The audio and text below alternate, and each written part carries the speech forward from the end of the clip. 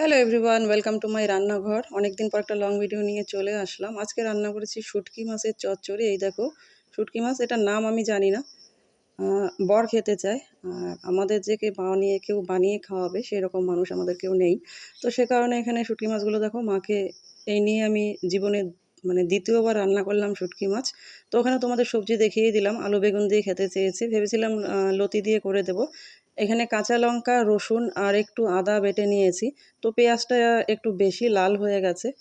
তেল ফোড়ন দিয়ে ওখানে পেঁয়াজটা দিয়েছিলাম, তারপরে দেখতেই পেলে ওখানে যেটা বেটে রেখেছিলাম রসুন, লঙ্কা আর আদা, ওটা দিয়ে দিলাম। তো এবারে মশলাটাকে ভালো করে কষানো হয়ে গেছে। এবারে একটুখানি জল দিয়েও কষিয়ে নিয়েছি। তারপরে দেখো মাছটাকে একটু ভেজে নেব। তো সত্যি কথা বলতে আমি কোনোদিন শুটকি মাছ রান্না করিনি, আমার কোনো আইডিয়া নেই। আমি মাকে জিজ্ঞেস করে করে তারপর রান্না করেছি। তো ওই যে বললাম, এই নিয়ে আমি সেকেন্ড টাইম রান্না করলাম শুটকি মাছ। জানি না খেতে কেমন হয়েছে। মাকে বললাম টেস্ট করে দেখতে, মা বলল না, সব ঠিকঠাকই আছে। তো এবারে দেখো সবজিটা দিয়ে দিলাম এখানে। মাছটা যেহেতু ভাজা হয়ে গেছে, মশলাটাও ভাজা হয়ে গেছে, আর লবণ হলুদটা আমি আগেই দিয়ে দিয়েছি, তো সেটা তোমাদেরকে দেখাতে পারিনি। এবারে দেখো ভালো করে নাড়াচাড়া করব এটাকে। তো আলুটা যেহেতু সেদ্ধ হওয়ার ব্যাপার আছে, এর ভাজা ভাজা করার পরে সামান্য সময়ের জন্য এটাকে আমি ঢাকা দিয়ে রেখেছিলাম।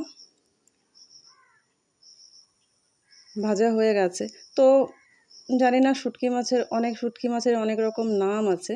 তো বর খেতে ভালোবাসে, এবারে আমি খাই না বলে আমার বাড়িতে শুটকি মাছ আসে না। তো আমার ছেলে কিন্তু মাছের নামই শুনতে পারে না। সে জিন্দা মাছ হোক আর মরা মাছ হোক, তবুও ছেলে এনেছে, যেহেতু ওর বাবা খেতে চেয়েছে, দোকান থেকে নিয়ে এসেছে অল্প করে। তো এবারে দেখো এটা ভাজা ভাজা হয়ে গেছে। এখানে আমি অল্প একটু জল দিয়ে দেব, যাতে করে এটা একটু মাখা মাখা হয়। ভালো করে নাড়াচাড়া করে নিলাম। এর আগের বার আমি রান্না করেছিলাম মুখে মাস্ক লাগিয়ে, তারপরে তো মা বললো এটাতে কোনো গন্ধ নেই। তো সে কারণে আজকে এমনি রান্না করেছি। এখানে অল্প একটু জল দিয়ে দেব, যাতে এটা মাখা মাখা হয়। তো বর খাওয়ার পরে রিভিউটা পাওয়া যাবে যেটা কেমন হয়েছে। জলটা একটু হবে, মাখো মাখা হবে তরকারিটা, তারপরে নামিয়ে নেব।